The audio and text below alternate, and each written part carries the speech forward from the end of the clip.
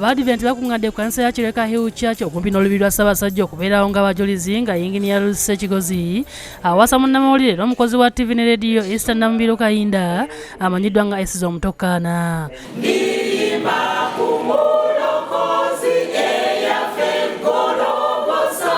Esiza amanyiddwa nnyo olw'okuweza pulogulaamu y'abaana bato ku Radio Uganda ssaako ne TV ya WBS ey'emiti emito.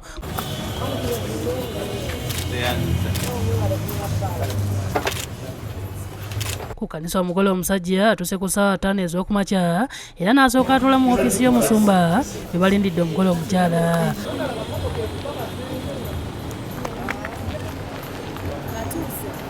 Ku ssaawa 6 zennyini Esiza Omuto atuuse ku kanisa mu mmotoka ey'ekika kya jiipu nga werekeddwako emperekeze eyiseeyo 50 nga bazitambuliriza mu bbaasi.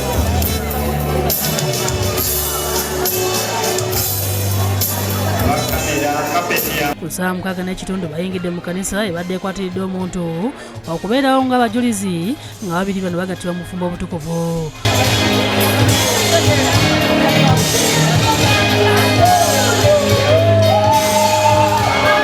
Omulabizi wa Central Buganda James Kajja yakulidde emikolo gy'okugatta abiri bano era nga asoose kubakuutira kwagalana n'okutwala obufumbo bwabwe ng'ekintu ekikulu baleme kubeera nga abaaluna batwala obufumbo ng'ekitagasa.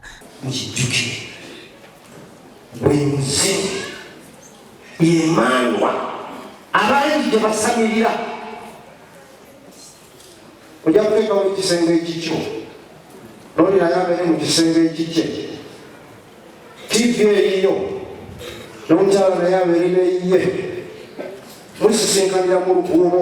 Asimye ababiri bano olw'okusalawo okugattibwa. Oluvannyuma abuuzizza oba nga waliwo alina ensonga erobera ababiri bano okufumbiriganwa era bw'abuzeewo bwe batyo ne bakuba ebiragaano buli omu nga bwakasa munne nti okufa kwe kunaabaawukanya. Waliwo alina ensonga ey'amazima eziyiza abantu bano okufumbiriganwa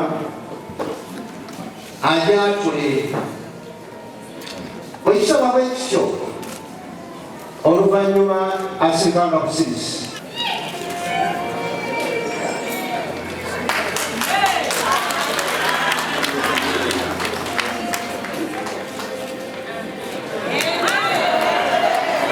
Nkakasizatala nga nze William Lucy Kigozi sinayo nsonga yonna ey'amazima endobola okufumbiriganwa mu bufumbo obutukuvu nange Esther Namubiro Kayinda.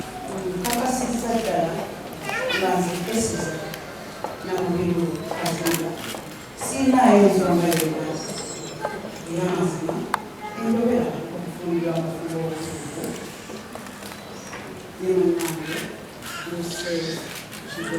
ate nange abagasse nange nendibako obwange.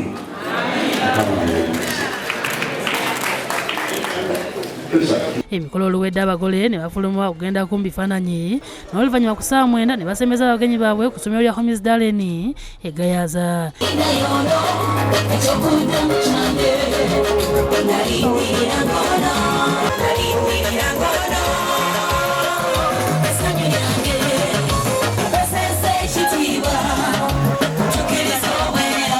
Eno baaniziddwa omusanyu abantu omubadde bannaddiini bannabyabufuzi n'abalala nga basanyusiddwa abayimbi ab'enjawulo. Ismail Nsubuga ne Adrian Bale Bwanika be bakusakidde eggulire lino ku Lwabukedde TV.